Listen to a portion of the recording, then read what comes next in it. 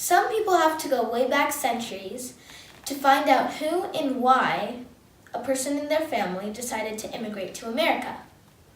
I don't have to go far back at all, since it was my own father who immigrated to America.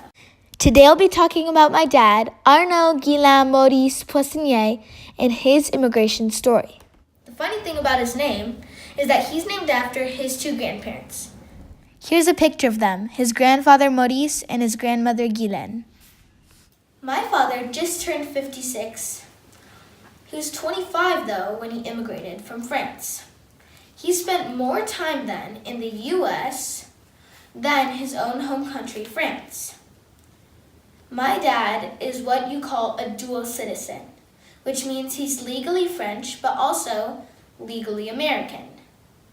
I'm too a dual citizen, which means the same thing. I'm legally French and legally American.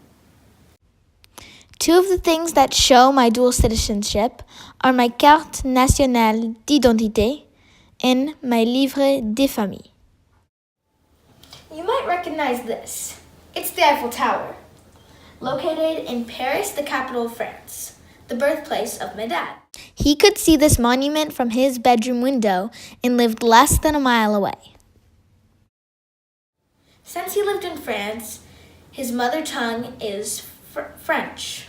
I speak French as well, since I lived in France when I was 6 years old for 1 year.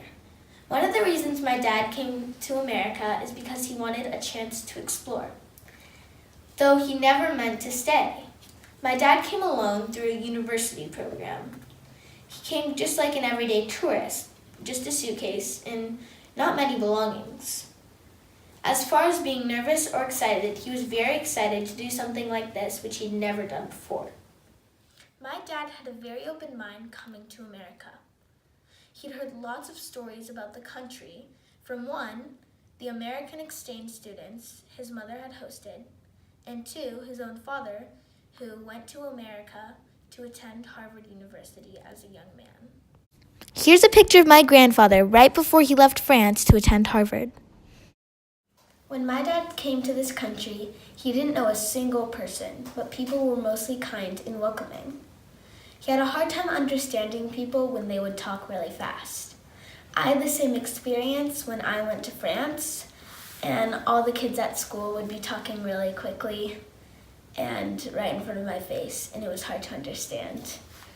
From living in France all those years, my dad still has a very big French accent. Hey, Dad, talk so they can see your French accent. I don't have a French accent. See his big, fat French accent right there. So all in all, the main reason my dad decided to stay in America because he knew he'd be happier there and he'd have a better financial life. So sit back, relax, and enjoy your mousse au chocolat. Merci mes amis et bon après-midi.